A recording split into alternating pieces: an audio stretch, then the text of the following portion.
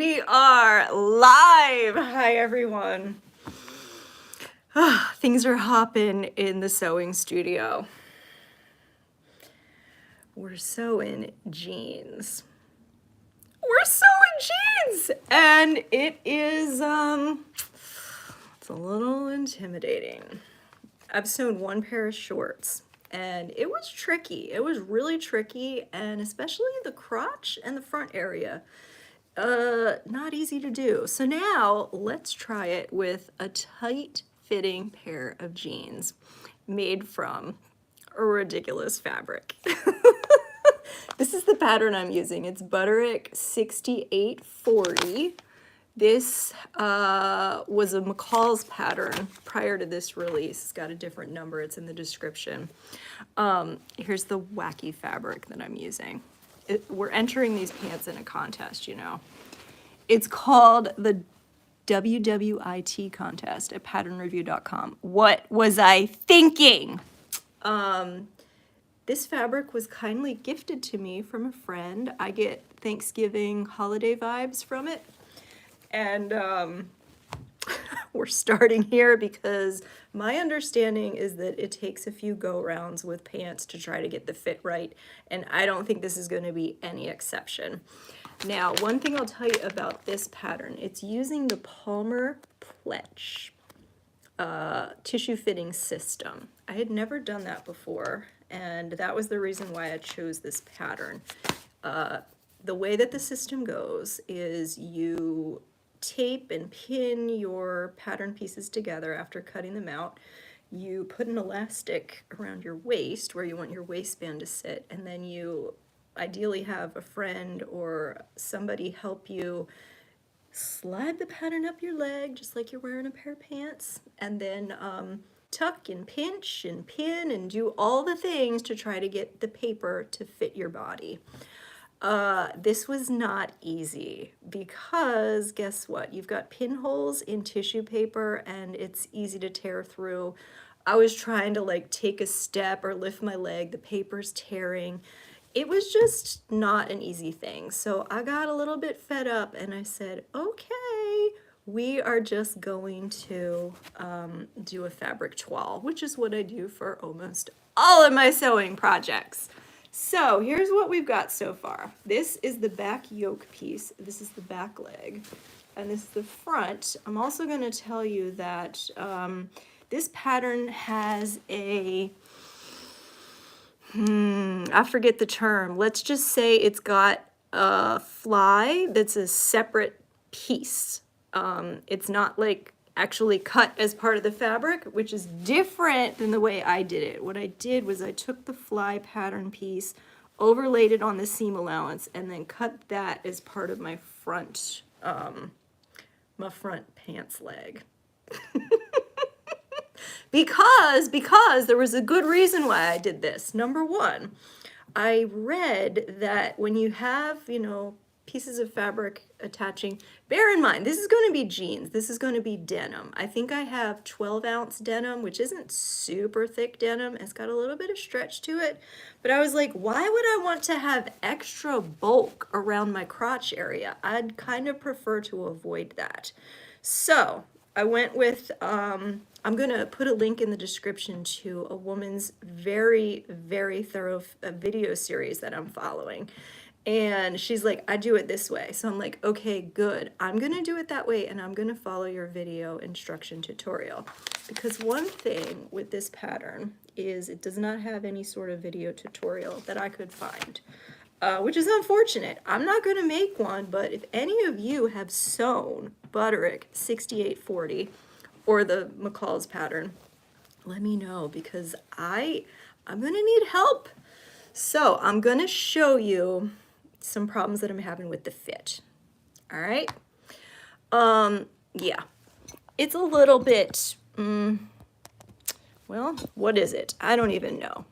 We are getting what looks to me like a line here. It's kind of going up a little bit. And then we're getting a line here, which almost to me, it looks like extra fabric here.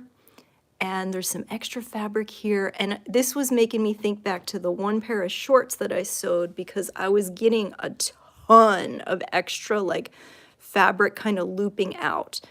And there's a number of different things that could be causing this or contributing to this. Let me try to pull up one explanation.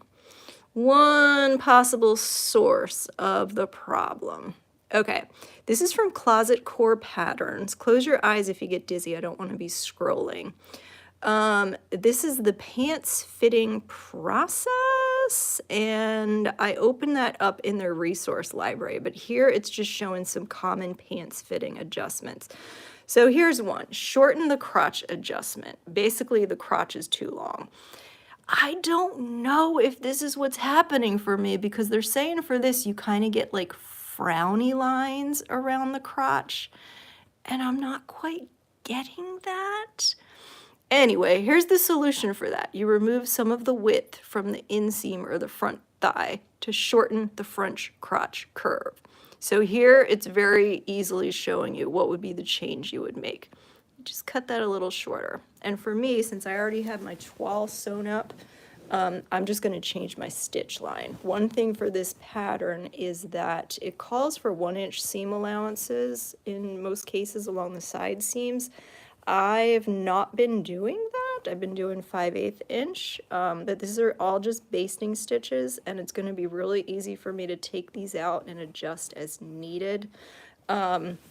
If I do need to make this particular adjustment, which I hope I don't, I might need to recut the front fabric. But I don't think that's what's going on. It's possible. It's possible. Let's take a look back at my photo again. Here we go. We got lines going up like that. You know what? Maybe this is the solution. What does it say? Lengthen crotch adjustment symptom. Drag lines radiating upwards from the front crotch, resembling a smile. Crotch will feel tight. I wouldn't say it felt tight. I feel like I have extra room here, and it kind of still feels long. So I don't think it's that. Now, this is like going the exact opposite way, which is crazy, right? If you have lines going down like that, what you do is you make this shorter. And if you have lines going up like that, you make it longer. And let's get back to my photo here. What exactly do I have? Maybe they're going up, but I still feel like it's an extra fabric thing. So basically, what I'm going to tell you is I'm not really sure where to go from here. I am really enjoying sewing pants. I like that I can do like, for all this has just been basting stitches, so I can just go straight through. I'm like, done, done. Sewing the whole thing, and I've only sewn, like I only did a little bit up here to basically hold it on my body, because here's another thing. The legs on these are so wide. I chose the straight leg pattern, which is A. There's also a boot cut, B. But the tops of the pattern are identical to each other. So I'm like, whatever, we're going to start there. And let me show you. Let me show you my favorite pair of jeans, friends. Because this is what I'm hoping to emulate. I'm hoping to... And that might just be what I end up doing. You can clone your clothes, and it might be easier for me to clone this freaking ultra low-rise pair of Adriana Goldschmied jeans that are probably made in like, they're a little worn out, can you tell? They were probably made in like 2004-ish. They're kind of old, and they're kind of beat up, and they're kind of amazing because they're my favorite pair of jeans.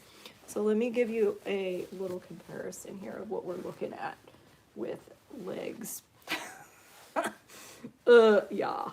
Basically, I would have to take off like 2 inches of seam allowance from each side in order to get it to fit similarly to these. These are boot cut jeans. So we can do that. That's not hard. What's hard is getting the crotch right. So I'm going to ask if anyone in the chat has any suggestions as to how I should go about this. I mean, what I'm thinking is, and I want to tell you also, the waistband is not on these pants yet. I'm going to show you one big alteration that I'm going to need to make. I'm not sure if I'm going to do this first or mess with the crotch first, but let me pull up the next photo for you. I didn't even know jeans had yokes, okay? The yoke is really important, and it's really going to change the fit. So here we go. Here's a photo of what the pants looked like when I first tried them on. And I want to point out, I'm trying all this on, like I said, without the waistband attached. That is right here. It may have been a mistake to do it that way because guess what? Guess who's stretching out her pants right there? Anyway, the point is, this is the upper yoke here, and there's still maybe a little bit of extra room in the seat. So for that, what I did is I just pinched out some fabric at the back, and I'm subsequently reading that that might not be the best approach. After I did it that way, I'm like, well, maybe I could take it out of the side on the yokes. And I'm also wondering if, see, when you're starting like this and you're just the one sewing, this is puffing out like that because this is sewn and then the rest of this is just pinned. You're able to, like, I can custom fit this to my body and I can get it perfectly right. I just need to know what adjustments to make. And that's still the step that I'm at. So I was thinking, oh, I'll just pinch here. No, I read another, hang on, I think it's actually this. I'm really, really impressed with this fitting. So hang on, getting back to this. This is Closet Core Patterns, and they have two resources that you can download for free. And here we go, common fitting adjustments for jeans and pants. Close your eyes if you get dizzy while I scroll. We are going to the gaping back adjustment, page 11. We might also look at low seat, page 10, because I felt like maybe the yoke was a little lower than I wanted. Oh my gosh. Okay, page 10 and 11. Scrolling, close your eyes. Here we go. So, low seat, if you're getting wrinkles down here, this is going to tell you how to adjust that. Look, all you have to do, it's all about the crotch scoop. It's all about the crotch scoop to try to get all these issues resolved. And it doesn't seem like an important part of the pant, but wow. If that change could make those lines go away, that's unbelievable. Now, here's what I'm talking about with the waistband, the yoke. I was just going to cut it out here, right? And that wouldn't look right because then I would have like a triangle, basically taking a dart out here. It would be like that, you know? What they're saying instead is do two darts over kind of, I don't know where this is lining up. I guess they're kind of doing it into thirds. So that's probably the approach that I would take for the waistband. I do feel like, and especially because this is a wide waistband. So I already did one change. They had you cut on fold for the waistband, but I ended up adding seam allowance and then cutting two because, just because. I'm not going to go into all the reasons, but this is just straight. Your waist isn't straight. I feel like this is just going to be a nightmare if I just try to put this waistband around my pants. So lots of food for thought. As I mentioned, this project is currently being worked on to be part of a contest at patternreview.com. So if y'all want to follow me on there, you sure can. I'll put a link in the description. And please wish me luck. This is going to be an interesting project. It already has been. I feel like I've learned a lot, and once I start seam ripping this crotch, I feel like I'm going to be learning a lot more. And that's another thing. I mean, what I did today is I just sewed it with basting stitches, but potentially I feel like I could go in here with pins and try to pin it just the way I want it. And who even knows if any of that's going to work? Oh my goodness. I have to watch this video about how to do the fly front because I'm terrified about that too. All right. Happy sewing. Check out patternreview.com for their What Was I Thinking contest, because I think I'm going to be asking that question a lot this month. Take good care, everyone. Happy sewing. Thanks for watching.